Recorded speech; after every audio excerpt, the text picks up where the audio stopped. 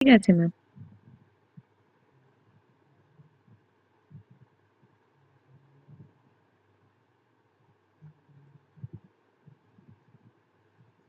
এটা আমি বলবো এটা মোটামুটি সহজ ছিল, কিন্তু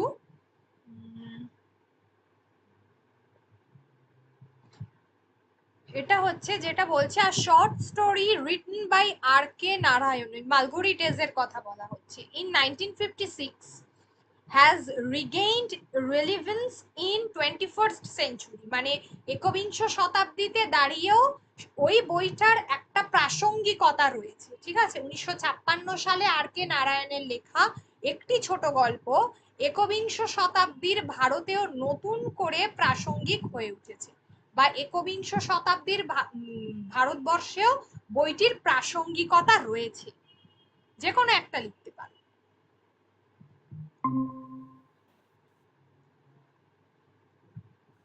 ম্যাম, আপনি জানেন আমার একটা বন্ধুর আজকে হ্যাঁ, যেটা বলছিলাম যে short story written by R K Narayan, যেটা বললাম যে একবিংশ শতাব্দীতে দাঁড়িয়েও এই বইটার একটা আজকের দিনেও এই বইটি সমানভাবে প্রাসঙ্গিকতা লাভ করেছে। ঠিক আছে, কেন এই কথাটা বলছে না, বলছে যে where Kerala has become Keralam, West Bengal wants to be Bongo and Delhi wants to become Indraprastha। ঠিক আছে, বলছে যেখানে কেরালা হয়ে গেল কেরালাম, ঠিক আছে, যেখানে কেরালা হয়েছে কেরালাম এবং পশ্চিমবঙ্গ হতে চাইছে বঙ্গ, বঙ্গ, এবং দিল্লি ওয়ান্টস টু বিকাম, দিল্লিও হতে চায় ইন্দ্রপ্রস্থ। কারণ ইন্দ্রপ্রস্থ বলা হয় যে অ্যাকচুয়ালি ইন্দ্রপ্রস্থ মহাভারত থেকে ওই নামটা এসেছে। তখন পাণ্ডবরা যে নতুন তারা গিয়ে থাকতে শুরু করে, যে নগরী স্থাপন করেছিল বা তৈরি করেছিল, সেটার নাম ছিল ইন্দ্রপ্রস্থ, যেটা আজকের Delhi context. or so the decision maker says, মানে অন্তত এটাই বলছেন নীতি নির্ধারকরা যারা, বা সিদ্ধান্ত যারা নেন তারা। ঠিক আছে, সিদ্ধান্ত নির্ণায়ক বা নীতি নির্ণায়ক বা নির্ধারক।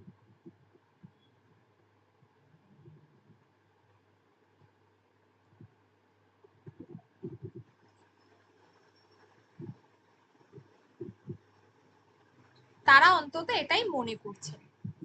এবারে হচ্ছে বলছে যে ললি রোড, ইন ললি রোড, এটা ললি হবে, ললি road which was part of the book Lolly Road and Other Stories, এই বইটার একটা অংশ বা এই বইটার মধ্যে এই রাস্তাটার কথা বলা হয়েছিল, এই মালগুড়ি ডেজ বইটার মধ্যে, যেখানে ললি রোড এবং যেটা হচ্ছে একটা, এখানে দেখো এক জায়গায় হয়েছে যেটা হলো আদার স্টোরিজ, এটা চলে গেছিল লেখাটা, যেটা হচ্ছে ললি রোড, যেটি বইটির অংশ, গল্পটির, ললি রোড বইটির অংশ, ছোট গল্পটির।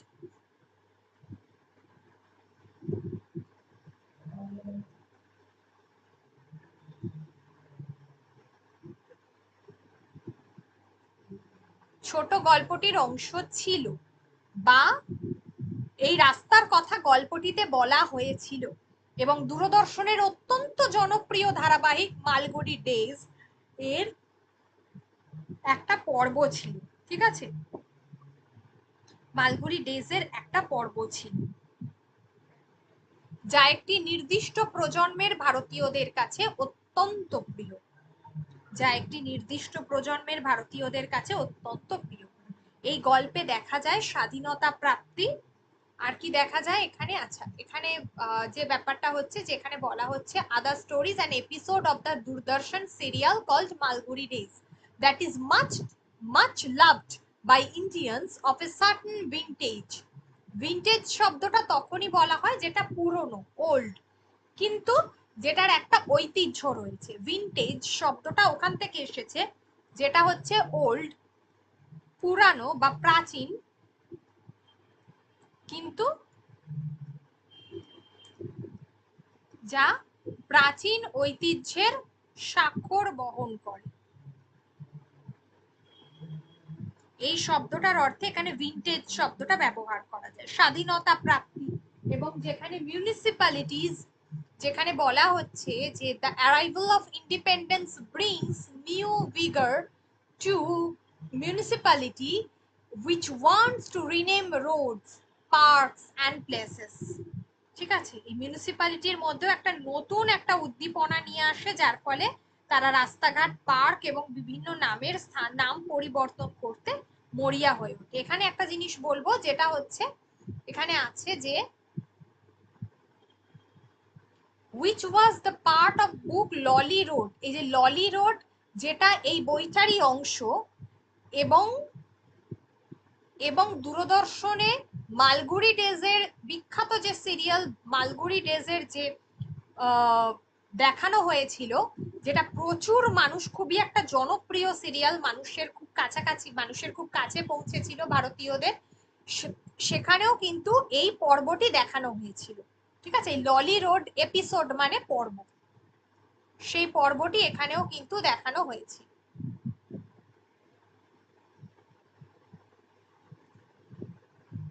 অফ এ সার্টেন ভিন্টেজ, অর্থাৎ কি কারণে না, একটা ঐতিহ্যের, প্রাচীন ঐতিহ্যের স্বাক্ষর হিসাব। The arrival of independence brings new vigour to the municipality which wants to rename roads, parks and places.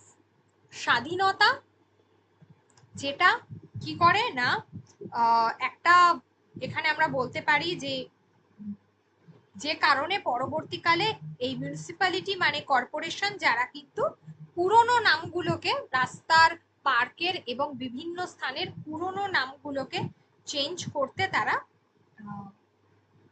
বাধ্য হয়, বলবো না, যে তারা চায় যে নামগুলোর পরিবর্তন হোক, পুরনো নামগুলোর পরিবর্তন হোক।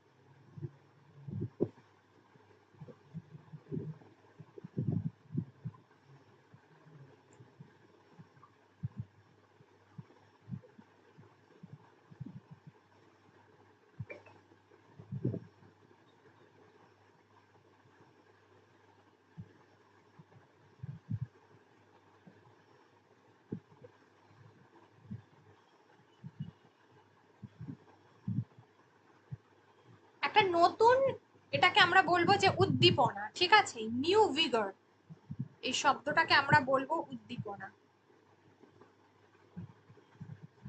বা উদ্যোগ, এই অর্থে ব্যবহার করব। ঠিক আছে, স্বাধীনতার পর এই উদ্যোগ নিয়েই কর্পোরেশনগুলি এই শহরগুলোর, মানে এই বিখ্যাত সমস্ত পুরনো জায়গাগুলোর নাম পরিবর্তন করতে, রাস্তা, পার্ক এবং বিভিন্ন স্থানের নাম পরিবর্তন করতে উদ্যোগী হয়ে ওঠে। এই শব্দটা দেখুন। ঠিক আছে, স্বাধীনতা প্রাপ্তি বলবো না, স্বাধীনতার পর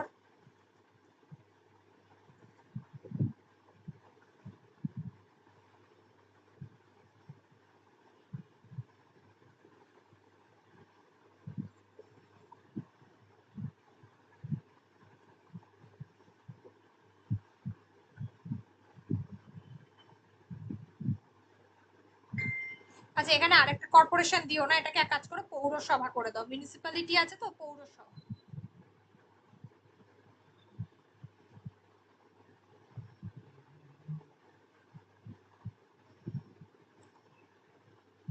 পৌরসভাগুলো একটা নতুন উদ্দীপনা নিয়ে বা উদ্যোগ নিয়ে তারা রাস্তাঘাট, পার্ক এবং বিভিন্ন স্থানের নাম পরিবর্তন করতে মরিয়া হয়।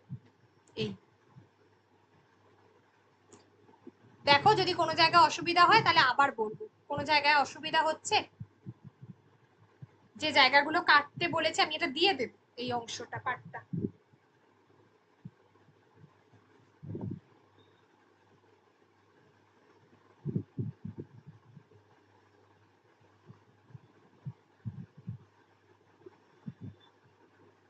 ম্যাম, ললি রোডের ওই জায়গাটা একটু বলবেন? হ্যাঁ বলবো, বলো কোন জায়গাটা, আবার বলছি। এই যে ললি রোড, কমা ইন ললি রোড, এই ললি রোড যা মালগুড়ি ডেজ নামক ছোট গল্পটির অংশ ছিল, বা মালগুড়ি ডেজ নামক ছোট গল্পটিতে এই রাস্তার কথা বলা হয়েছে, এই কথা লিখে দেবে। বইটিতে এই রাস্তাটির কথা বলা হয়েছে। পরবর্তীতে দূরদর্শনে যখন মালগুড়ি ডেজ জনপ্রিয় হয়ে ওঠে তখনও কিন্তু একটি পর্বে এই রাস্তাটি দেখানো হয় বা সম্প্রচারিত হয়। ঠিক আছে, একটু যদি ভালো বাংলা ইউজ করতে চাও তাহলে লিখবে যে সম্প্রচারিত হয়।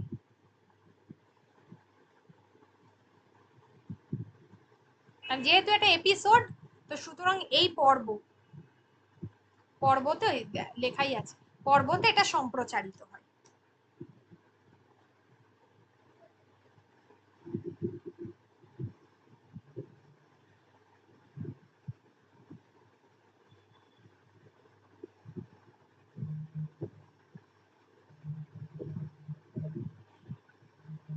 আর বলবো?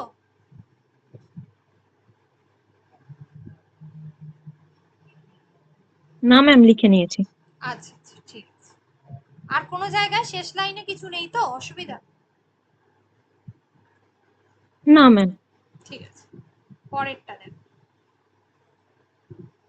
বলছে যা Majestic ballroom that hosted dance performance. এই যে ম্যাজেস্টিক বলরুম বলেছে, এটা হচ্ছে প্রাচীন নাচঘর হবে, এই বলরুমটা হবে নাচঘর।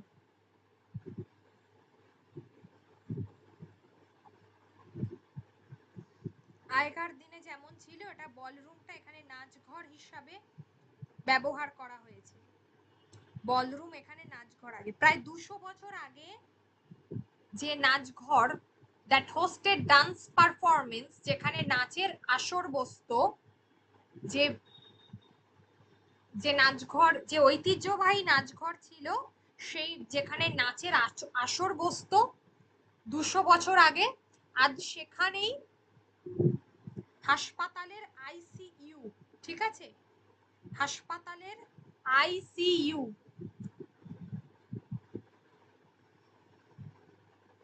এটা হচ্ছে ইন্টেনসিভ কেয়ার ইউনিট। হ্যাঁ, অর্থাৎ যেখানে আইসিইউ লিখবে বাংলা, কিন্তু এটা লিখবে যে আইসিইউ।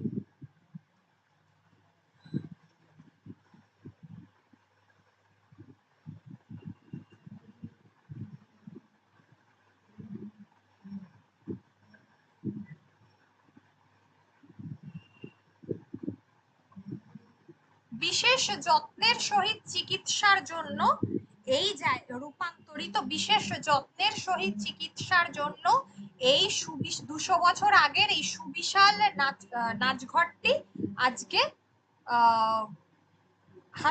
আচ্ছা লিখবে যে 200 বছর আগের এই ঐতিহ্যবাহী নাচঘরটি, ম্যাজেস্টিক বলরুম, রাজকীয় নাচঘরটি আজকে হাসপাতালের বিশেষভাবে বিশেষ যত্নের, বা আইসিইউ লিখতে পারো, আইসিইউতে রূপান্তরিত হয়েছে। বা যদি এটাকে আরেকটু ভাঙা যায় তাহলে লিখতে হবে যে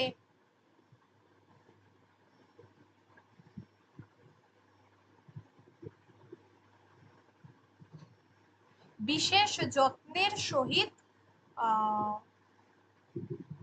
হাসপাতালের একটি বিশেষ অংশ হিসেবে। ঠিক আছে, তাহলে আর পরে হাসপাতালটা দেবে, একবারই দেবে, পর দুবার ধরে দেওয়ার দরকার নেই। রোগীদের জন্য ব্যবস্থা করা হয়েছে বা সেই বিশাল ঘরে এটাকে পরিণত করা হয়েছে। Former staff quarters will now serve as private cabins for patients। ঠিক আছে, পেশেন্টস, অর্থাৎ আগে যেটা, যেখানে পুরনো কর্মচারীরা থাকতো বা ভৃত্যরা থাকতো, যেটা বলা হয় ফর্মার স্টাফ কোয়ার্টার, কর্মচারীরা, পুরনো ঘরগুলো এখন রোগীদের জন্য প্রাইভেট কেবিনে পরিণত হয়েছে তাদের জন্য। আচ্ছা, এখানে হবে এটাকে বেসরকারি করে দাও।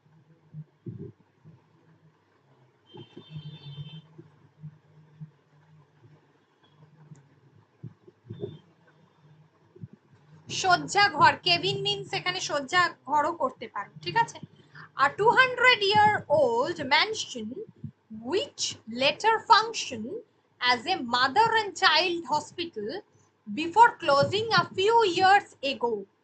বলছে 200 বছরের যে পুরনো এই বিশাল যে প্রাসাদ যে ভবন, যেটা একটা সময় মাতৃ এবং শিশু হাসপাতাল হিসেবে ব্যবহৃত হতো। ঠিক আছে, মাতৃসদন যেগুলো বলা হয় সেই জিনিস, সেই হিসেবে ব্যবহার করা হতো। ওয়াজ আনভেইলড ইন ইটস লেটেস্ট অবতার অন থার্সডে, যেটা হচ্ছে যে বৃহস্পতিবার এটা তার নতুন একটা রূপান্তর হলো বা নতুন রূপে এটি আত্মপ্রকাশ করলো।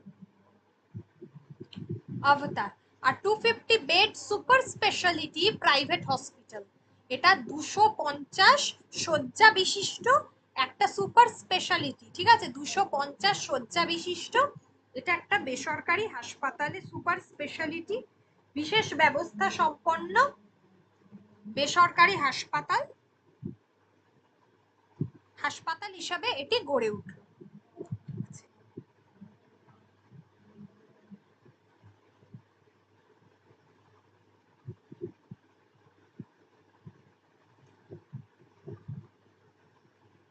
The erstwhile Lohia Matri Sheba Sodon in Barabazar has been rechrist, মানে তার নাম পরিবর্তন করে চারনাক লোহিয়া হসপিটাল। তাহলে বর্তমানে যে আগে যেটা লোহিয়া মাতৃ সেবা সদন নামে পরিচিত ছিল, বড়বাজারের লোহিয়া মাতৃ সেবা সদন নামে যেটা পরিচিত ছিল, সেটা বর্তমানে কি হয়েছে না চারনাক লোহিয়া হাসপাতাল নামে গড়ে উঠল। and will begin operations on March 9 and official said, এবং সরকারি ভাবে জানানো হয়েছে বা হাসপাতালের একজন কর্মকর্তা জানিয়েছেন, যে সরকারি না, হাসপাতালের একজন কর্মকর্তা জানিয়েছেন যে আগামী 9 মার্চ থেকে এর কার্যক্রম শুরু হবে। ঠিক আছে। Are the hospital building is A grade 1 heritage structure, কিন্তু হাসপাতালের যে গঠনটা আর কি, যে ভবন, সেটা গ্রেড 1 হেরিটেজ কাঠামো। We finished the work in 15 months. উনি বলছেন যে আমরা মাত্র 15 মাসের সমস্ত কাজ শেষ করেছি। The restoration was done in consultation with architects familiar with the norms governing the preservation of grade 1 heritage structure in the city. অর্থাৎ শহরের এই যে গ্রেড 1 অর্থাৎ গ্রেড 1 হেরিটেজের যে কাঠামো বা তার কি বলবো,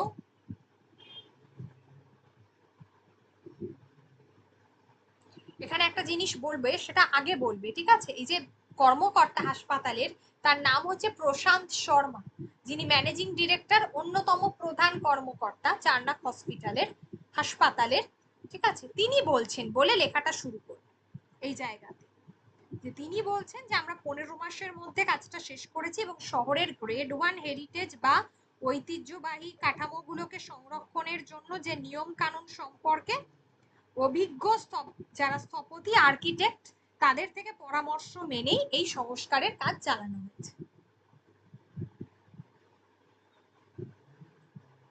দেখো কোন জায়গায় কোনো অসুবিধা আছে?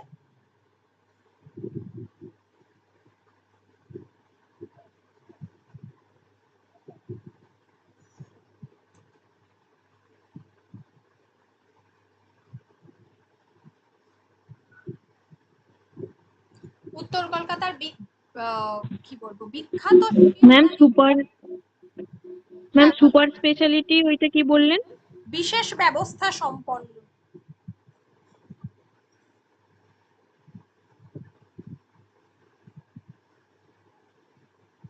আর ওইটা 250 শয্যা বিশিষ্ট করে দাও।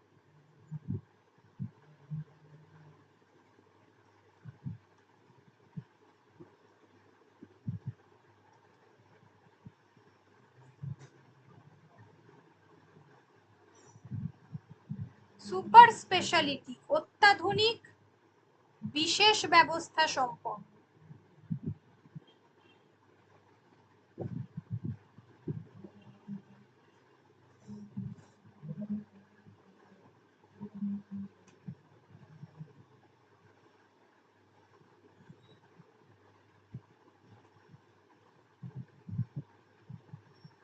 ম্যাজেস্টিক হবে রাজকীয়।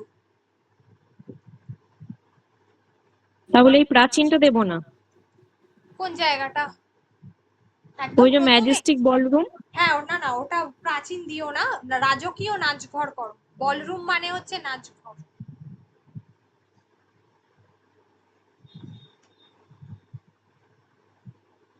প্রাচীন দিলে আবার ঐতিহ্যবাহী দিতে হবে, কারণ যেহেতু ওটা ম্যাজেস্টিক আর ওটা নাচঘর, তো ঐতিহ্যবাহী শব্দটা দেওয়া যেতে পারে।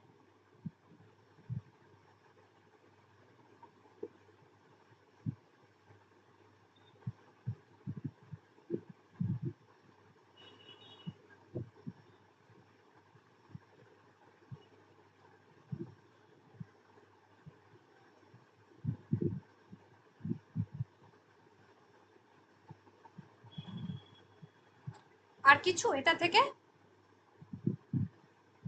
না ম্যাম, ঠিক আছে। ঠিক আছে। আর মাদার এন্ড চাইল্ডের এটা মা আর শিশু, এটা তো করতে পারো, বা এটাকে আরেকটাও করতে পারো, মাতৃসদন। ঠিক আছে, মাতৃসদন শব্দটাও ব্যবহার করা যেতে পারে।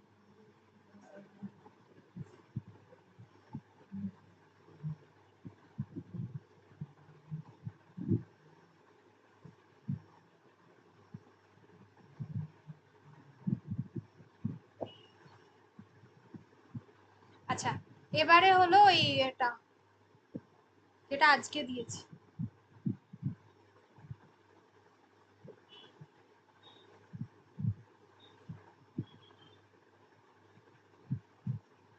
এই সপ্তাহে আমি ক্লাস নেব, বলে দিচ্ছি কবে।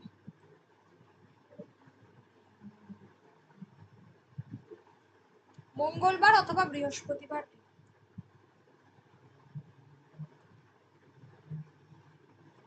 এটা বলো, এটা কি করেছো? বলছে স্বর্গ যদি, করেছি ম্যাম, কিন্তু হ্যাঁ বলো কি হয়েছে। বললাম করেছি, কিন্তু মানে খুব একটা মানে মন মতো হয়নি আর কি। আচ্ছা ঠিক আছে, দেখছি। বলছে যে স্বর্গ যদি কারো প্রাপ্য হয় তবে তা রবীন্দ্রনাথের, মানে রবীন্দ্রনাথ হচ্ছে এখানে মেন, যেটুকু বুঝলাম। আছে কারণ সমস্ত জীবন কেউ এমন সুন্দরভাবে কাটায়নি। অসুন্দর কাজ, অসুন্দর কথা, অসুন্দর চিন্তাকে তিনি অসুচি জ্ঞান করতেন। তিনি ছিলেন সত্যিকারের অভিজাত, যাকে ইংরেজিতে বলে নোবেল ম্যান।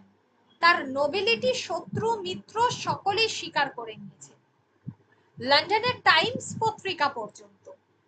তিনি যখন রাগতেন তখন দারুণ রাগতেন, কিন্তু ভুলেও অশোভন উক্তি করতেন না। মুখের উপরে, লেখনির উপরে তার কঠোর শাসন ছিল। জীবনের কোনো অবস্থাতেই তিনি আপনাকে খেলো হতে দেননি।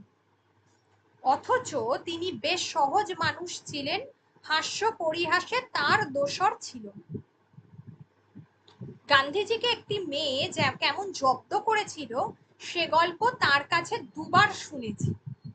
অবশ্য বলতে সাহস হয়নি যে জব্দ হয়েছিল সেই মেয়েটি, গান্ধী নন।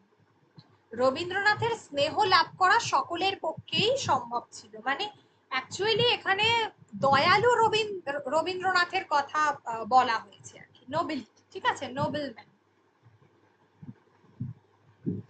তবে তার নিজের কাজ নিয়ে এতটা তন্ময় থাকতেন, এতটাই তন্ময় থাকতেন, মানে নিজেকে এত ব্যস্ত করে রাখতেন নিজের কাজে, বা যেটাকে আমরা বলি বিভোর হয়ে থাকা, সামাজিক মানুষের স্নেহের দাবি মেটাতে সময় পেতেন না।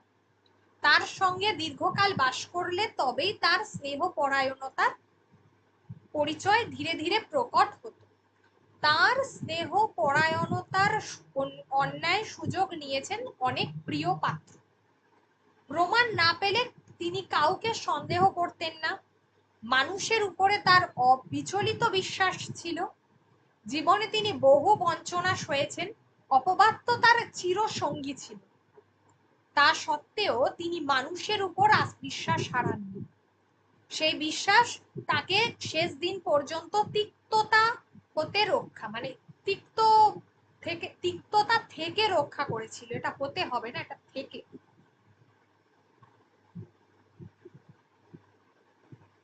তার কর্মজীবন ছিল যেমন অবসাদহীন, তেমনি তার মনোজীবন ছিল তেমনি তিক্ততাহীন।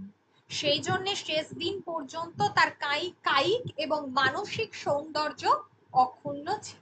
ঠিক আছে, তাহলে এখানে এক কথায় যেটা আমরা বুঝতে পেরেছি, দয়ালু রবীন্দ্রনাথের কথা বলা হয়েছে। ঠিক আছে, আচ্ছা অথবা এটাকে আরেকটা করতে পারো,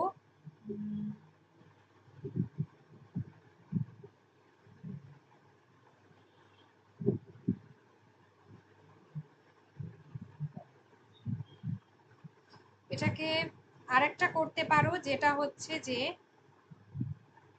সম্ভ্রান্ত রবীন্দ্রনাথের কথা বলা যেতে পারে। ঠিক আছে, সম্ভ্রান্ত রবীন্দ্রনাথের কথা বলা যেতে পারে। বা এটাকে আরেকটা করা যেতে পারে, হ্যাঁ সম্ভ্রান্তই করো,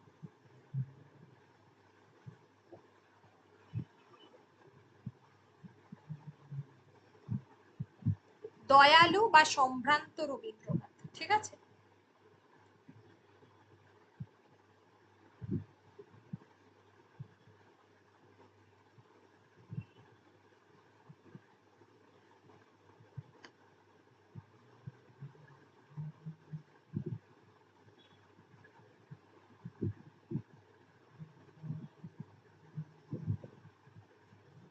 এখানে ওই যে স্বর্গ টর্গর সঙ্গে তুলনা করেছে, এসব তো দেওয়ার দরকার নেই। অর্থাৎ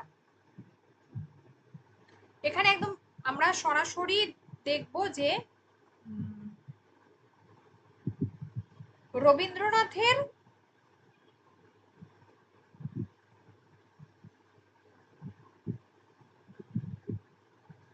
ব্যক্তি রবীন্দ্রনাথের, এটা করবে যে ব্যক্তি রবীন্দ্রনাথের আহ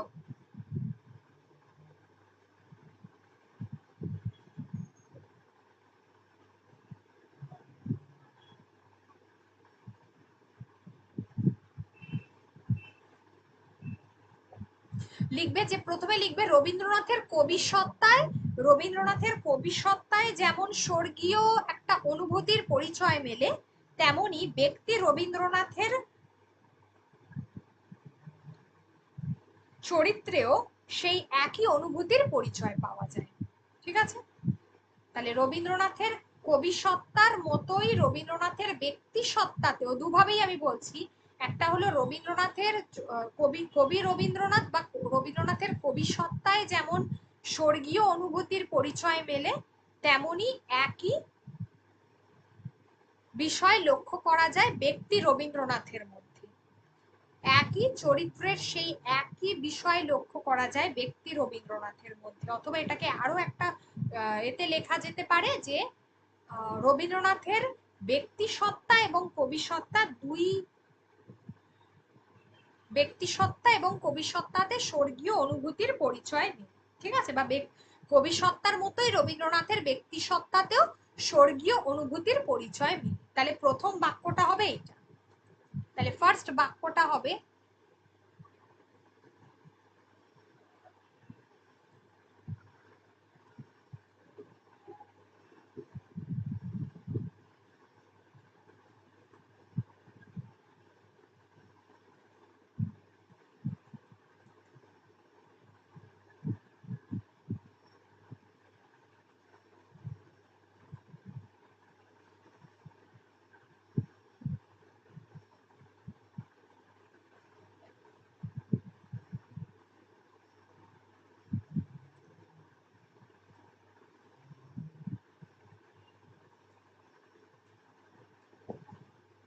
ব্যক্তি সত্তাতেও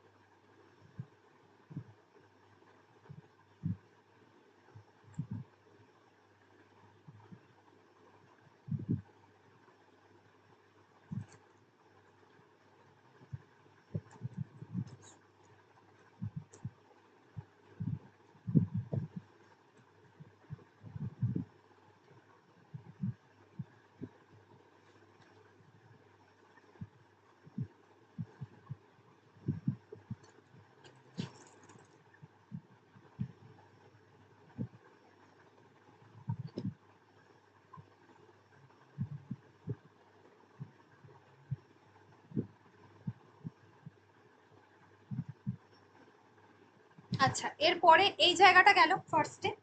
এই লন্ডন টাইমস পর্যন্ত তার এই সমস্ত কথা জেনে গেছিল, এগুলো হচ্ছে একদম এখানে সব উদাহরণ, এগুলো একটাও আসবে না এখানে।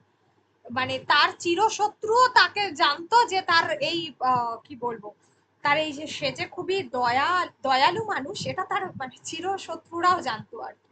তিনি যখন রাখতেন তখন দারুণ রাখতেন, কিন্তু ভুলেও কোনো অশোভন উক্তি করতেন না। অর্থাৎ তার মানে তিনি রেগে গেলেও কখনো কোনো আহ, কদর্য মন্তব্য করতেন না, রাগলেও তিনি কখনো কারোর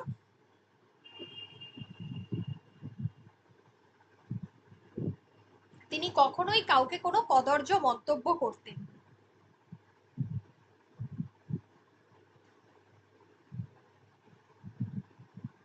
গভীর অনুশাসনে নিজেকে তার মধ্যে ছিল এক গভীর অনুশাসন, তার মধ্যে ছিল গভীর অনুশাসন। তাহলে এখানে লিখতে হবে যে দ্বিতীয় বাক্যটা হবে রেগে গেলেও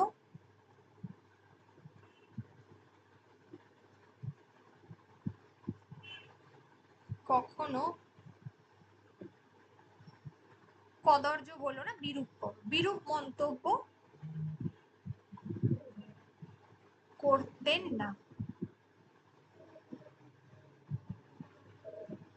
3 নম্বর, 3 নম্বর হচ্ছে বললাম যে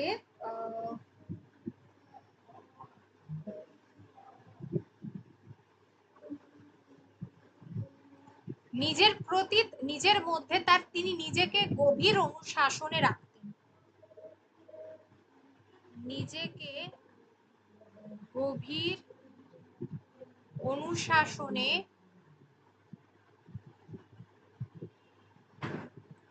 রাখতেন, নিজেকে গভীর অনুশাসনে রাখতেন। গাড়ি বলো। আচ্ছা, এরপরে হচ্ছে দেখো এখানে ওই গান্ধীজির কথা বলেছে, এসব দেওয়ার কোনো দরকার নেই। তিনি বেশ সহজ মানুষ ছিলেন এবং তার মধ্যে রসবোধ ছিল। এক কথায় হচ্ছে তিনি মানুষকে, তবে তার নিজের কাজ নিয়ে এতটা, আচ্ছা এখানে হচ্ছে যে রবীন্দ্রনাথের স্নেহ লাভ করা সকলের পক্ষেই সম্ভব ছিল, এই লাইনটাতে তাহলে কি করবে না, তিনি খুব সহজেই মানুষের কাছের মানুষ হয়ে উঠতে পারতেন। ঠিক আছে,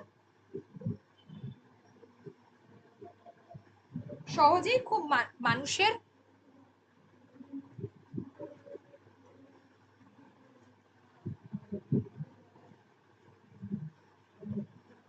সহজেই মানুষের সুখ দুঃখের নিত্য সঙ্গী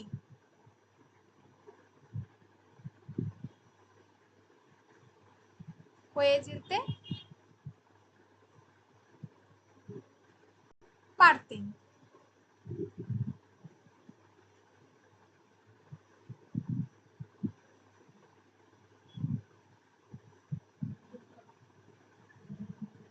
তবে নিজের জগতে তিনি এতটাই বিভোর হয়ে থাকতেন, তার নিজস্ব কবিতার জগতে তিনি এতটাই, বা লেখনীর লিখে দাও, বা লেখনীর জগতে তিনি এতটাই বিভোর হয়ে থাকতেন যে মানুষের সঙ্গে তার সখ্যতা কমই হতো, মানুষের সাথে সখ্যতা তার কমই হতো।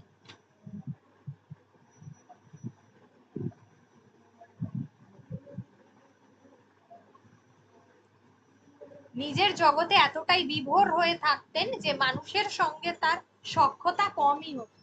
একটা মিনিট একটু হোল্ড করো।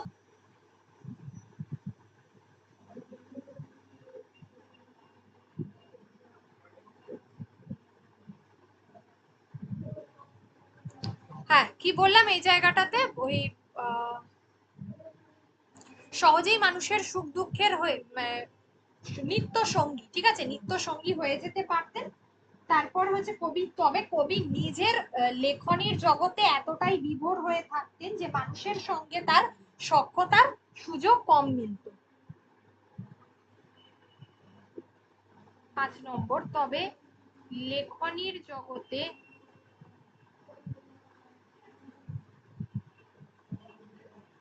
বিভোর থাকায়, তবে লেখনির জগতে বিভোর থাকায় মানুষের সাথে সখ্যতা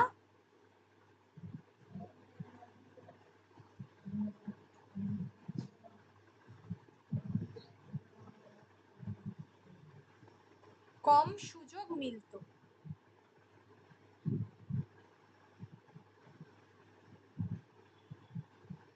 আমি বলে দিচ্ছি, কিন্তু একবার তবু ওয়ার্ড লিমিটটা কাউন্ট করে নেবে, হ্যাঁ? বলবে, নইলে আমি তোমার কি বলে তখন ছোট করে দেবো। ঠিক আছে ম্যাম।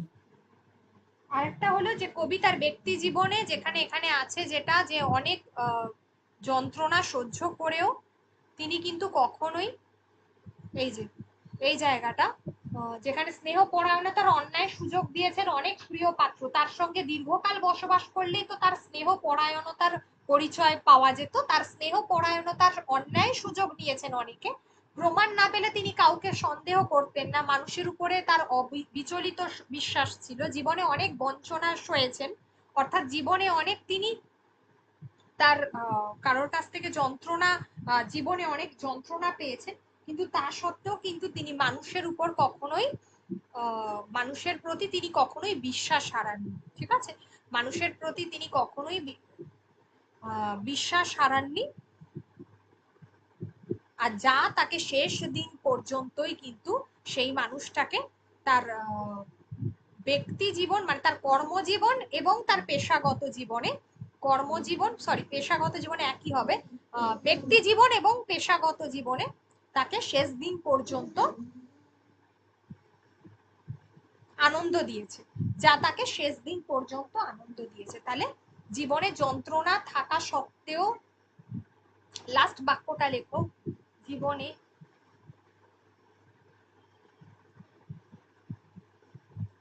যন্ত্রণা পেলেও মানুষের প্রতি বিশ্বাস হারাননি,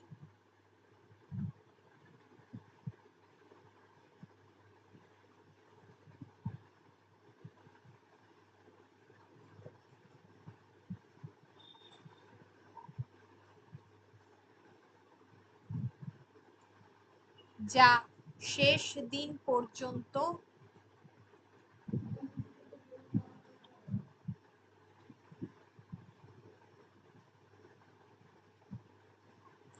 তার কর্ম ও ব্যক্তি জীবনে আনন্দ দিয়েছে। বা এটাও হতে পারে, কর্ম এবং ব্যক্তি জীবনকে শেষ দিন পর্যন্ত আনন্দ মুখর করে তুলেছিল।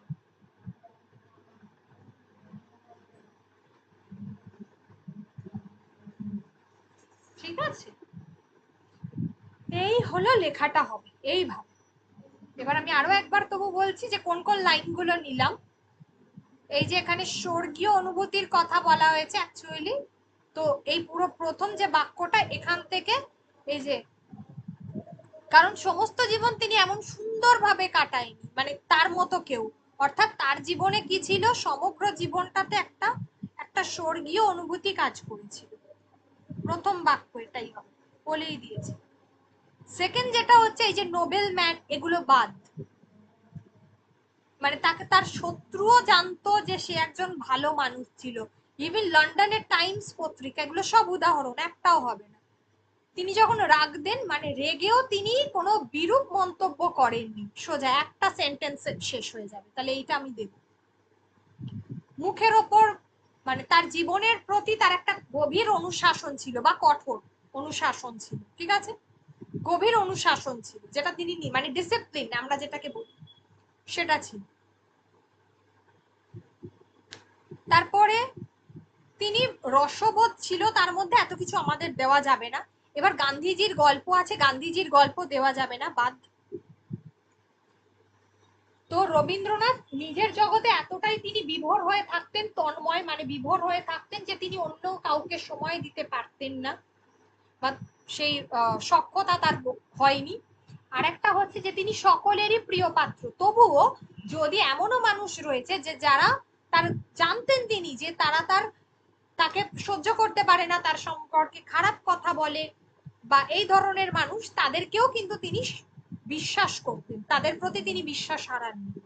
ঠিক আছে, অর্থাৎ তিনি সারা জীবন অনেক মানুষের থেকে যন্ত্রণা পেয়েছেন, যন্ত্রণা পেলেও তিনি সেই মানুষগুলোর প্রতি বিশ্বাস হারাননি। এটা একটা যাবে এই জায়গাটা, যে বঞ্চনা অপবাদ তার চিরসঙ্গী তবু তিনি বিশ্বাস হারাননি, এই জায়গাটা। আর একদম শেষে সেই কারণেই তিনি তার জীবনে, তার সারা জীবন কর্মজীবন বা পেশাগত জীবন বা তার ব্যক্তি জীবনে কখনোই যা তাকে সারা জীবন ধরে আনন্দ দিয়েছে, এই যে মানসিক সৌন্দর্য ছিল বা যেটাকে আমরা বলতে পারি আনন্দদায়ক ছিল, উৎফুল্ল ছিল, এখানে তার কথাটা বলা হয়েছে। তাহলে এইটুকু অংশ আমাদেরকে নিতে হবে। এবার আমাদেরকে দেখতে হবে, বারবার প্র্যাকটিস করে, যে আমরা, আমাদের ফার্স্ট কাজ হচ্ছে আমরা কোন জায়গাটা রাখবো আর কোনটা বাদ দেবো। যেদিন এই জায়গাটা বুঝে যাবে, ভাবার তো একদম ইজি হয়ে যাবে। আর আমি যখন ভাবার্থ লিখবো, ঘটনাগুলোর পরম্পরা মানে সাজিয়ে পর পর লিখবো। আমি হঠাৎ করে প্রথম থেকে লিখলাম আবার শেষে চলে গেলাম, এমনটা যেন না হয়। এই দুটো কাজ আমায় ভাবার্থতে মনে রাখতে হবে। এক, আমি কোনটা রাখবো আর কোনটা বাদ দিয়ে দেব, আর ঘটনার প্রথম থেকে আমি পর পর লিখবো সাজিয়ে। ব্যাস এই হচ্ছে আমার কাজ, আর কিচ্ছু কাজ নেই।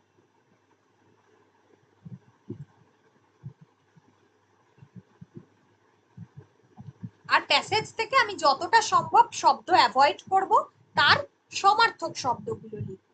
ঠিক আছে, প্যাসেজ থেকে আমি শব্দ অ্যাভয়েড করে তার সমার্থক শব্দগুলো লিখব।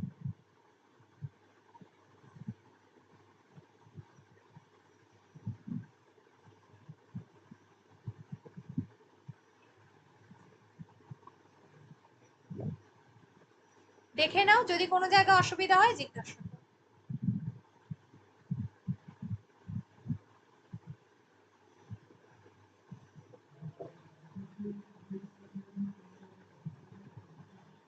ম্যাম, কি রবীন্দ্রনাথ? হ্যাঁ, আরেকবার বলো, কি বললে ওই জায়গাটা? শিরোনামটা সম্ভ্রান্ত রবীন্দ্রনাথ দেব? হ্যাঁ, সম্ভ্রান্ত রবীন্দ্রনাথ দাও।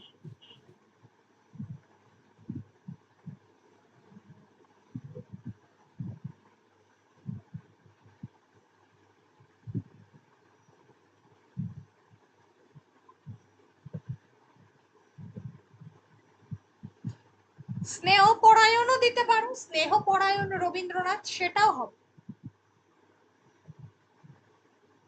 দয়ালু রবীন্দ্রনাথ, সেটাও হবে।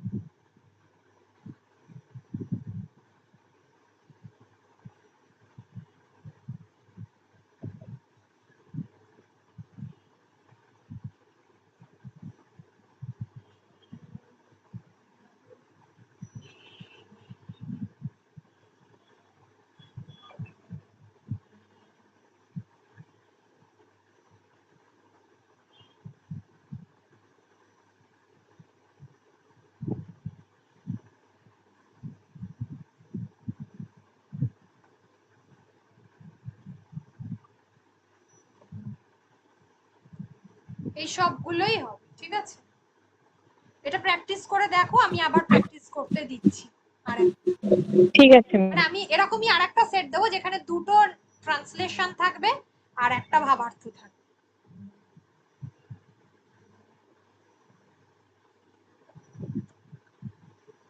আমি এটা পাঠাচ্ছি,